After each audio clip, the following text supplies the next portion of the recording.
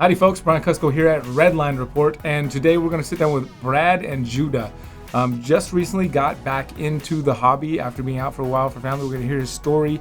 He's already been vending some shows, but looking to doesn't have a business name yet or even a hobby name for his thing, but so that's where they kind of stand out from a lot of the folks we've ever had on here. I'm curious to see how they got back in, what the plan is, all the family aspects, including like what's going to be the future for them as they're coming back into the hobby. It's just a storyline that we've not really followed ever here on the channel, so I'm kind of excited for it. But you're watching Redline Report. So I just realized that during that entire interview, I never even turned on this camera. All my lights and monitors are going, but I didn't turn on this main camera. So you know what? You guys don't need to see me anyway during this interview. We're just going to focus on Brad and Judah. So you'll hear me. You just won't see me. Not a big deal, right? Of course not. You guys see me all the time. You don't need to see me every single video. You see me right now. Good enough. All right, let's go. How did you get into this? Many moons ago. I grew up not being able to have snakes, so lizards were my thing. So I started off with like iguanas, then I would slowly get into bearded dragons. And then once I moved out, I kind of had the freedom to kind of do what I wanted. So I always had a love for the bearded dragons, and then little by little, snakes started trickling in. And over time, it just kind of came together. Having some snakes, having the dragons. I would breed the dragons, sell off, go to shows, sell off, the babies, whatnot. And then kids came around, and then kind of life kind of shifted a little bit, and started to have to offload stuff to make more time for family. And then eventually... When was that, like, roughly? It was around the 2012, 2013, time frame. Okay. And then, once the kids got a little bit older, I was able to go visit another show as a family, and then being there just, I don't know, I think it's once you have it in your blood, it's just stuck, So went to Tinley, obviously being based in Chicago, met Troy, Best Dressed Balls, and, just kind of built a relationship through him, reached out to him about this show. He actually let me know about this show, and took the drive down, and continuing to grow. So I don't have anything like social media wise that I post stuff on. So it's just kind of more just a family, thing that we do, and then just little by little kind of just add to the collection. So. And then do you have like a hobby name or a business name or something like? Nothing yet. Okay. No. With the kids, I'm trying to figure it out, right. Because they kind of have their own things that they're into. So I got two boys. So this is my youngest. My oldest, he's into sand boas. So he's starting to work on like getting a sand boa collection going. He wants to work with those. Pretty basic because, 26 quart tub can kind of house an adult for, quite some time. Yeah. And, low maintenance.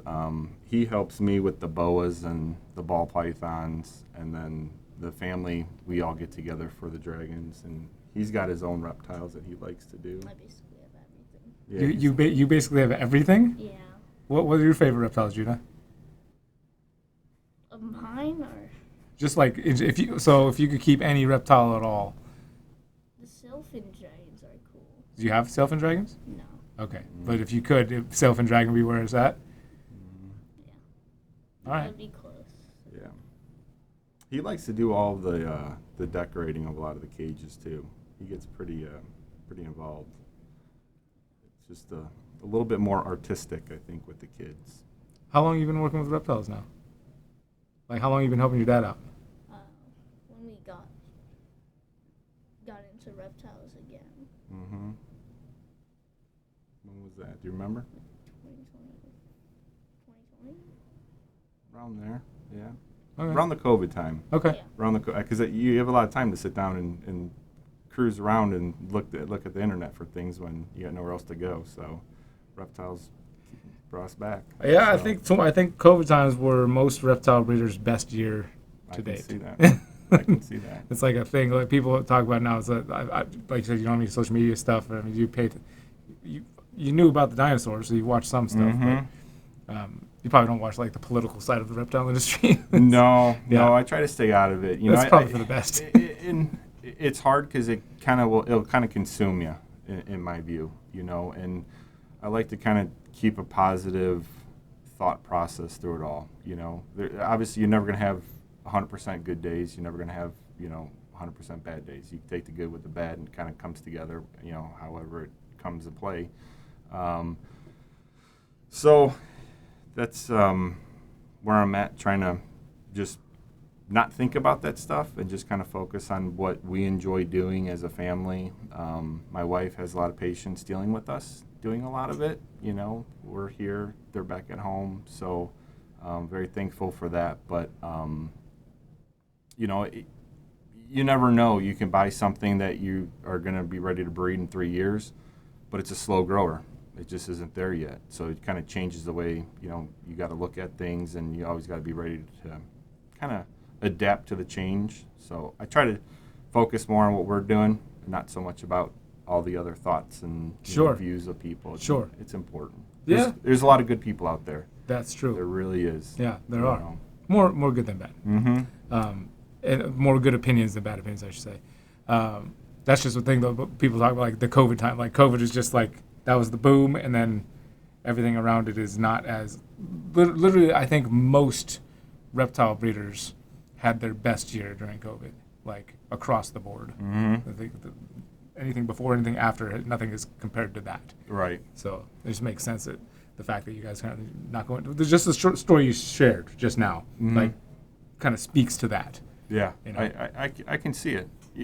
I think too, like during that time, like a lot of people had more time to think of what to do. They had a lot more time at home to, daily look at, animals, keep an eye on things, and it was repetitive. And I think that kind of really helped blow up the whole, economy a little bit with reptiles. You know?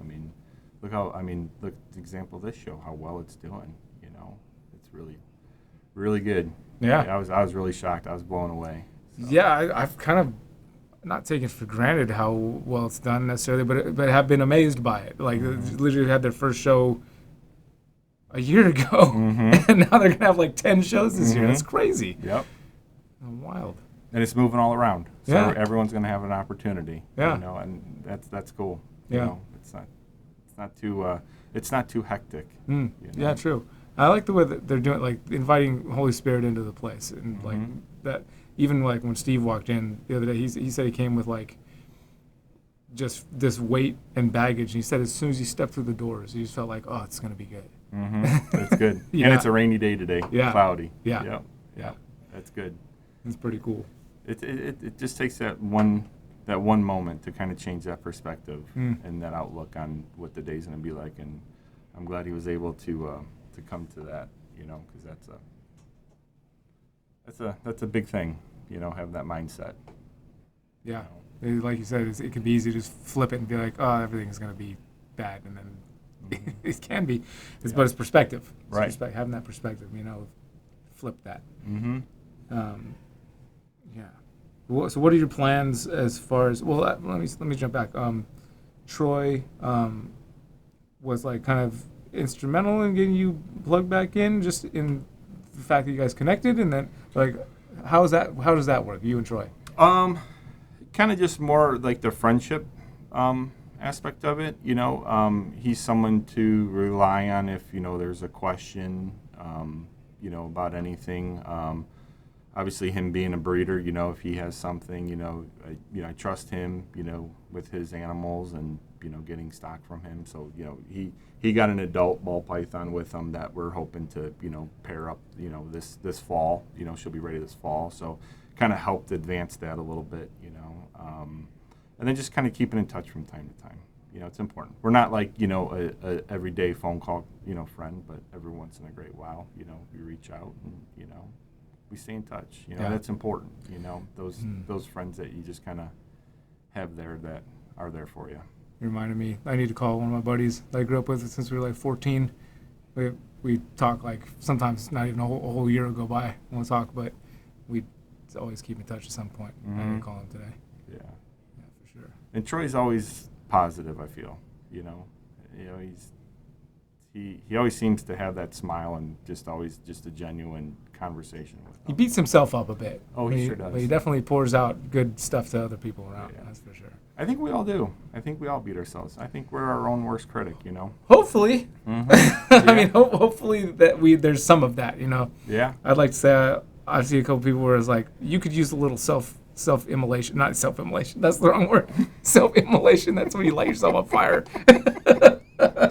Learning today. A little self-check. A little Yeah. like, am I doing things right? So there's definitely people out there that operate. Sometimes I'm like, man, I wish you could see yourself. Like always. 'Cause Yep. there's a lot of anyway. Yeah. None of us are perfect, but No. sometimes it's like, man, a little self-reflection would be just amazing. Yep. Yeah, and with Troy too. Troy let him work his booth, at Tinley, for a short little bit. Nothing crazy, but just Making kinda- sales? I made him buy the most expensive one. that was a sale that you made a sale. I You think sure it did. was. Yeah. He got shy, and then he started to open up a little bit towards the end. I think it was kind of just like a big shock for him, sitting there. But we made sure he had a nice vest or a blazer on. It was all bedazzled up, He sparkly. said I was even better dressed than him. Yeah. So he represented the best dressed, for sure. But yeah, it's just opening up stuff like that to a younger generation. and Yeah, absolutely, man. Troy was very helpful with that. So. That's important. I mean, you have to keep this going when we're, too old to get ourselves out of bed in the morning. Mm-hmm. He's definitely the next generation, that's for sure. That's Yeah. good, bro. I Yeah, like that. he gets in there. He helps clean. He's not afraid of the snakes, big or small. I trust him too much. Yeah. You trust them too much? Yeah, I make that mistake sometimes. Mhm. How many times have you been bit? Only once. Just once? I cornered it. You cornered it and it bit Yeah. you? I was Yeah. petting it Outside the enclosure or inside the enclosure? inside. Yeah. Yeah, we have a few that you got to give them a little tap to Mhm. let them know you're there, or they get a little food aggressive. But Yeah, yeah. There's some just don't like him. Yeah. There's some that don't like me. They love him, but Interesting. yeah. Yeah. We're working through that though. So those are usually the ones he's cleaning more. That makes sense. Mm-hmm. Yeah, my 2-year-old caught a couple bites the other day. He was waving his hand in front of it. He didn't know the whole thing of keep a hand on it instead of giving a little space and then just kind of wandering by, just got him. Ooh. Yeah. But he wanted to take out the biggest snake after that. That was he was in the middle of crying and bleeding and he was like, big snake, big snake. I was like, what? What, you want to take out that snake just bit you and your fix is take out the big snake now? Mm. He's like, big. I was making sure I was understanding correctly. It didn't make any sense to me. It's like, what? You just got bit. You're bleeding. You're crying, and you want to take out the biggest snake now. But that was it. He was like, yes, we need to take out the big one now. Like, Get it over with. He's got the confidence now. It's not a matter of if, it's when. That's what I try to tell the kids. that's true. Yeah. Well, what's the future look like for you guys? Hopefully one day, become a bigger vendor. I've yet to vend at a big show like this. But you've done some vending. Yep. We have smaller shows back home. I'll vend there. It's been a while. And like I said, we just started getting back into it. So I'm really slow growing, the animals, making sure I keep them healthier, longevity-wise. There's really no rush on our end. I mean, as it is now with the way these morphs and genetics are coming through, I'm already behind, So it's just kind of finding what we like, and then working with it, For boas, I'm really big on the blood stuff. Really like the blood stuff, the colors, leopard stuff. I used to be a big fan of the Motleys, but not so much anymore. Nothing against, just the Motley. It just kind of was something phased out. So hopefully working on getting some boas ready to go. I got a 2020 female that hopefully, I can get ready, this fall. And then just see what's available or what's able to, get to size by fall for the ball pythons. And then maybe do some dragons. Dragons would be fun, but that's a lot of time. That's a lot of commitment. Yeah. But the balls were our original starting point, and then I just kind of dabbed a little bit more into the boas. I had the boas back in the day, But like I said, I mean, with the kids being born, had to kind of offload, sell stuff. So just trying to see what fits. I say I'm at a comfortable amount that, we can work with. My wife will tell you a different story, that we have too much. So I try to add to it slowly. We picked up some stuff here for the ball pythons. The ultramel gene has just kind of stuck out with me. So the ultramel stuff, the puzzle stuff. I recently just got into doing some puzzle stuff. And then, desert ghost stuff, just cleaning stuff up and trying to figure something out with those. I do have some other, just like the cinnamons, the blackheads, some of the clown stuff, for the ball pythons. But, nothing like, crazy like that's going to be like the new world's first or anything like that. So I think we might be beyond that era anyway of Yeah. like world's first being a thing. I think it's more like how you make just a cool looking snake. Mhm. Yeah. Yeah, and if it's something that you enjoy doing, you're just going to continue to do it. You'll find a way to find the like-minded people that will, want that snake. So that's kind of my approach. Just taking it slow. I don't want to sit there and pair up about 50, females, and then all of a sudden it's like, what do I do with everything? So, it's tough. The market kind of comes up and down. So you got to kind of work with that. Yeah. So. It's cool to see somebody coming back in. Mhm. The last couple of years, it seems it's been kind of like there's people getting out. Like, it's kind of like, it was a little bit depressing. It was like, oh, dang, they're like, I understand, like, the Mhm. reason and stuff, why, but it's like, man. But so it's cool to see the other side of it. There's people who've been in it before coming back in, Yeah. taking the approach you're taking. It's kind of, it's hopeful for Yep. me. Yeah. I mean, it may not be with open arms welcome back, but we'll figure it out.